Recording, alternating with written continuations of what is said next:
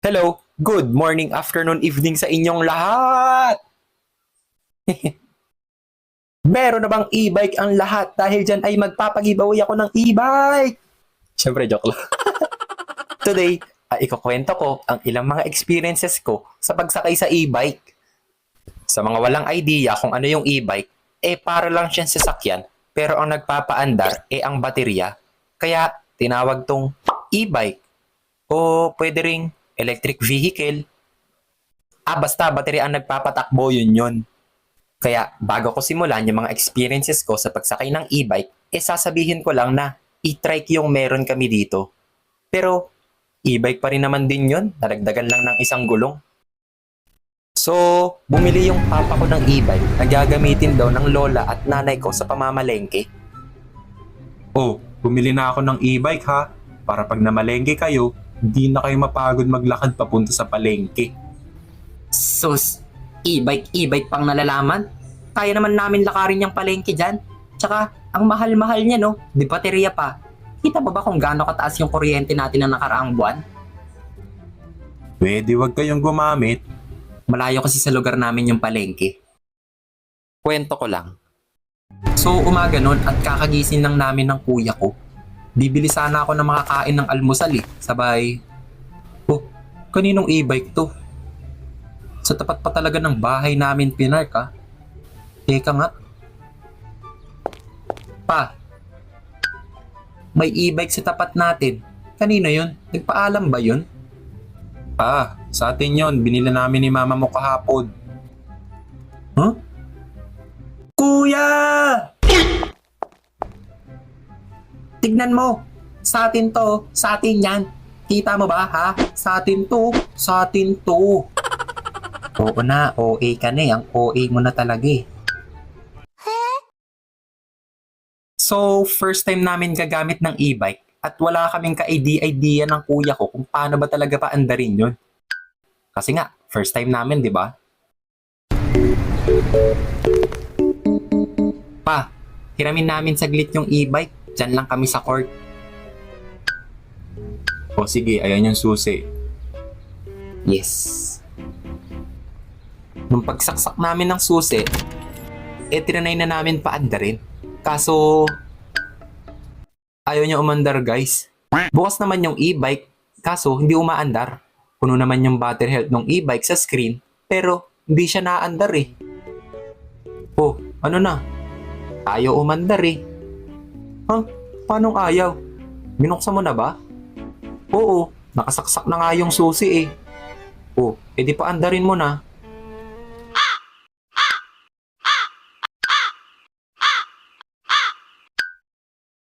Kulit mo, sinabing ayaw. So yun na nga no, ayaw umandar ng e-bike kahit nakaplug na yung susi sa susian. Kaya tinanong na namin sa expert kung paano paandarin. Pa, ayaw umandar ng e-bike. Paano ayaw? Nakasaksak na yung susi O tapos? Ayaw pa rin umandar, paano ba paandarin? Ganito yan. So tinuro na sa amin ng papa ko kung paano paandarin yung e-bike. Ibaba niyo yung handbrake, tas pigain niyo yung brake sa kaliwa. Tas bitawan niyo ulit. Tas paandarin niyo na. Hindi ganun yung nangyari. So, ganun pala paandarin yung e-bike. Hindi ko lang alam kung lahat ng e-bike may ganun. First step pa lang, ang hirap Isa pa sa di ko makakalimutang experience sa pagsakay ng e-bike, yung kamuntikan na ako malobat sa daan. Diyos ko, gabi pa naman yun at naulan, kaya kakabahan ka talaga kung malobat ka man sa gitna ng daan Depende na lang kung malakas guardian angel mo, di ba? So, may pasok kasi yung kuya ko sa isang kilalang fast food restaurant at graveyard shift siya nun. Meaning, madaling araw yun at mag-aalas 12 na ng umaga. Wala kang masasakyan na tricycle o jeep ng ganong oras Kaya naisipan niya na lang na, Pre, hatid mo ko. saan? Sa trabaho, e-bike tayo. Full charge ba? Check mo dali, magbibihis lang ako. So pag check ko, full charge naman siya. Ganito kasi yun. Dun sa e-bike namin, kapag sinaksak mo yung susi sa e-bike, automatic na lalabas sa screen nun ay full battery. Malalaman mo lang yung tunay na battery health nun hanggang sa umandar siya. O ano, full charge ba? Yun yung nakalagay dito eh.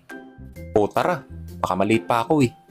So, nung umalis na kami at nakalayo-layo na kami, unti-unting nagiging 1 bar yung battery health ng e-bike. Kuya, kaya pa ba to?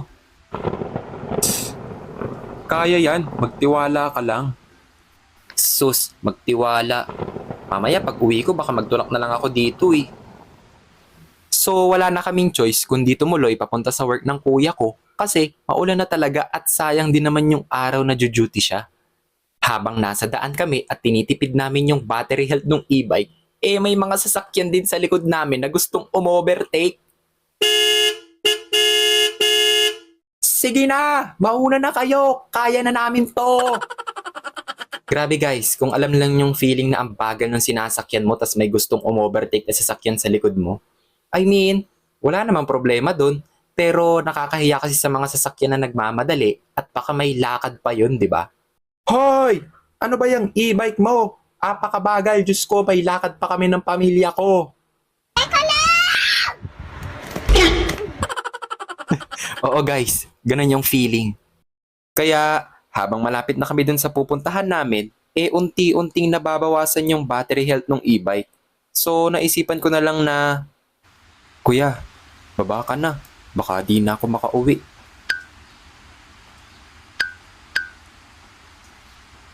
Ay nako, talagang pinaglakad mo pa talaga ako ah. So ganun na nga yun nangyari.